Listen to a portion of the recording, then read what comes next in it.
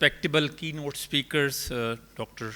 Shaila Yusuf, Ahmad Ali Siddiqui Saab, distinguished guest Fazl Rahim Saab, محترم جامعہ اشرفیہ.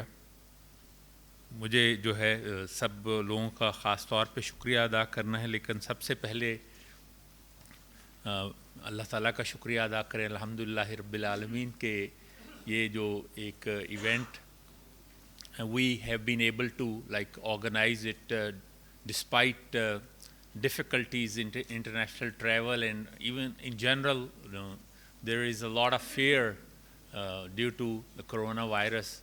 And I especially am grateful to Dr. Shaila Yusuf. She has done it very bravely, and she's with us to participate in this forum.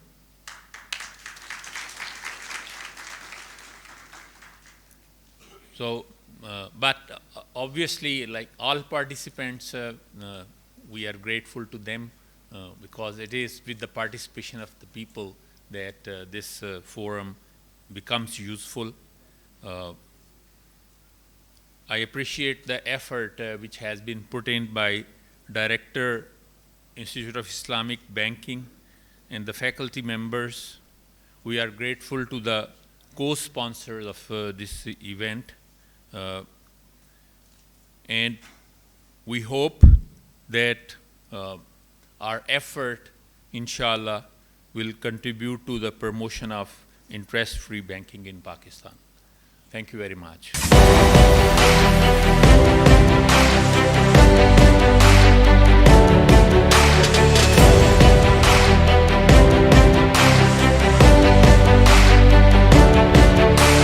سب سے پہلے تو میں you M T کی انتظامیہ کو مبارکباد دیتا ہوں کہ ایک بہت ہی اہم ٹاپک ہے کہ ریاست مدینہ کا معاشی یا بینکنگ یا اکنامک نظام کیا ہوگا، اور یہ آج کا جو یہ پاکستان کی معیشت کے کو سامنے رکھتے ہوئے بہت ایک اہم پہلو ہے، کیونکہ اس کے بارے میں ابھی تک لوگوں میں کنفیوژن ہے، ایون حکمرانوں میں کنفیوژن نظر آتی ہے جو ریاست مدینہ کی بات تو کرتے ہیں لیکن وہ سود کے خاتمے کی بات نہیں کر پا رہے ابھی تک.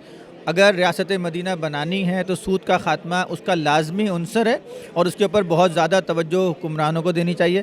جہاں تک اس میں ہم نے کانفرنس میں دیکھا اکیڈیمیا بھی شریک ہیں، انڈسٹری پریکٹیشنرز بھی شریک ہیں اور اسٹوڈنٹس بھی شریک ہیں. تو ایک اور چیز جو ایز اے اسٹوڈنٹ اور ایز اے اکیڈیمیا ہمیں ریئلائز کرنی ہے کہ ہم ابھی تک اپنے بچوں کو، اپنے اسٹوڈنٹس کو ویسٹ کے وہ فائنینشیل ماڈلز بتا رہے ہیں، وہ سکھا رہے ہیں جن سے دنیا میں بار بار تباہی آئی ہے، اور ہم ان کو صحیح اسلام کے پرنسپلز نہیں سکھا رہے.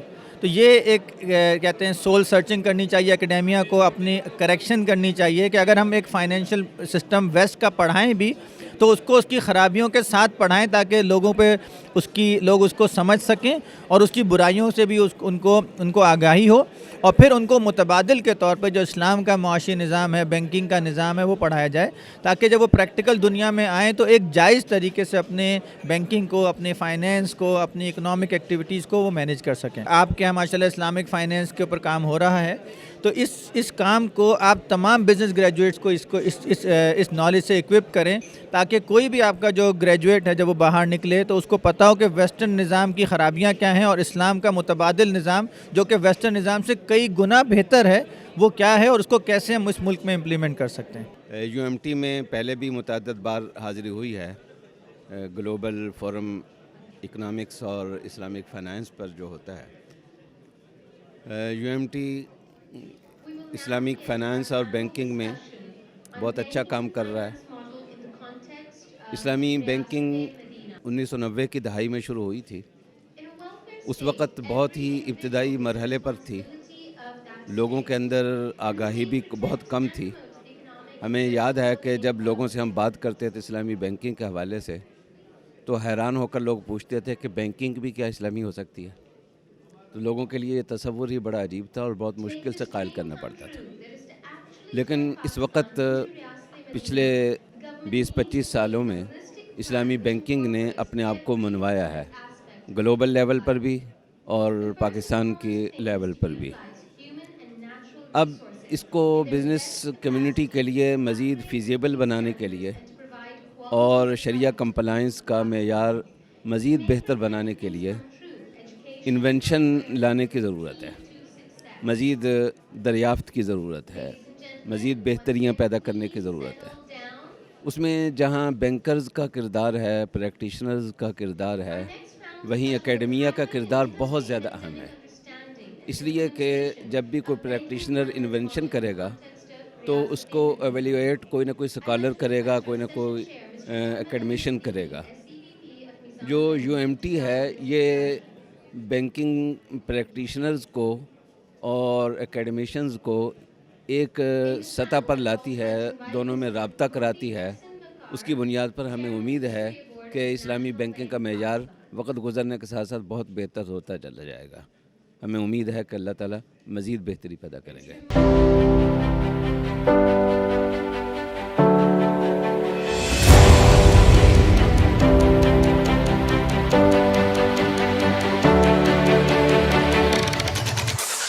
یہ آج جو 5th global Islamic economics finance and banking کے اوپر جو ایک فورم ہو رہا ہے، ہم نے اس میں کراچی سے پارٹیسپیٹ کیا اور ہمارا ونڈرفل ایکسپیرینس ہے۔ آج یو ایم ٹی میں ہم شکریہ ادا کرتے ہیں یو ایم ٹی کی ٹیم کا، اور یہ امپورٹنٹ آج کے جو ایک انڈسٹری کے حوالے سے گلوبلی اس انڈسٹری کی بڑی آج کل گرومنگ چل رہی ہے، اور یہ اسٹوڈنٹس کے لیے بہت ہیلپ فل ہوگا، خاص طور پہ جو یہاں پہ اسپیکرز ہیں، جو اسلامک اسکالرز ہیں، اسلامک بینکنگ کے لیڈرز یہاں پہ جو آئے ہیں، انہوں نے جو ڈائریکشنز دی ہیں اور پالیسی میکنگ جو یہاں پہ گفتگو کی ہے، اسٹیٹ بینک سے بھی ریپرزنٹیشن موجود تھی، تو یہ الٹیمیٹلی ہماری جو ہے بینکنگ انڈسٹری کو پروموٹ کرنے کے لیے پاکستان کی طرف سے ورلڈ وائڈ ایک جو ہے وہ گلوبل ایک گفٹ ہوگا پاکستان کی طرف سے اس فورم کی ریکمنڈیشنز انشاءاللہ۔ اچھا پروگریسو انوائرمنٹ یہاں پہ فیکلٹی، ٹاپ مینجمنٹ اور اسپیشلی اسٹوڈنٹ بڑے کین لرنر ہیں، وہ انٹرسٹڈ ہیں اس طرح کی چیزوں کو، انوویشنز کو، ریسنٹ ایڈوانسز جو اسلامک بینکنگ میں ہو رہی ہیں اس کو لرن کرنے میں، اور مجھے امید ہے کہ انشاءاللہ یہ اسٹوڈنٹ مل کے آگے جو ہے اس انڈسٹری کو لیڈ کریں گے۔ I am Dr. Muhammad Ayaz. I am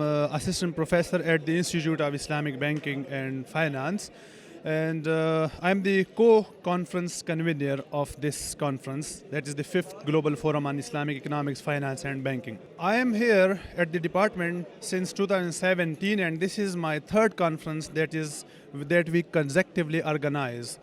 Before the previous two conferences, they were very well, they were very good, and the basic philosophy and idea behind any conference that we organize at the Institute of Islamic Banking is that what are the issues, actual issues that are being practiced by, that are being faced by the industry, and how to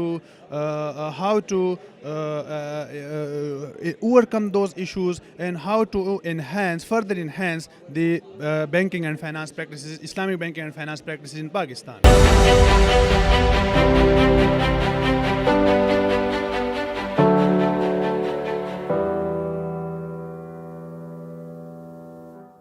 میرا یہ experience Lahore آنے کا، خاص طور پہ اس situation میں، میں سمجھتا ہوں کہ بڑی ہمت افزائی ہے یونیورسٹی والوں کی کہ انہوں نے باوجود اتنے بحران کے جو اس وقت ہیلتھ کے ایشوز بنے ہوئے ہیں اور وائرسز کے حوالے سے، تو انہوں نے پھر بھی یہ آرگنائز کرایا اور قابل تحسین ہے اور مبارکباد کے لائق ہیں۔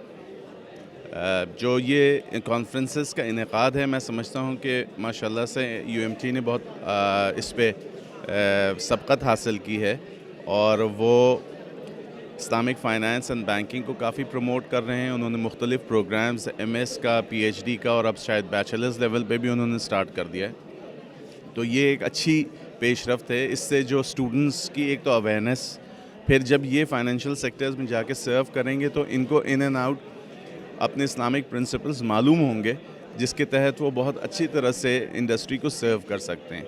ابھی تو ایک ٹیئر ایسی ہے کہ جس نے ساری زندگی کنونشنل بینکنگ کی ہے، اس کو اسلامک ہم سمجھاتے ہیں تو وہ دل و جان سے شاید کسی درجے میں تسلیم نہ بھی کرتے ہوں، لیکن یہ جو طبقہ آئے گا، یہ نیا جنریشن جو ہے، میں سمجھتا ہوں کہ ان کے ذہنوں میں کسی قسم کی کوئی انتشار، کوئی خلفشار نہیں ہوگا اسلامک بینکنگ کے حوالے سے۔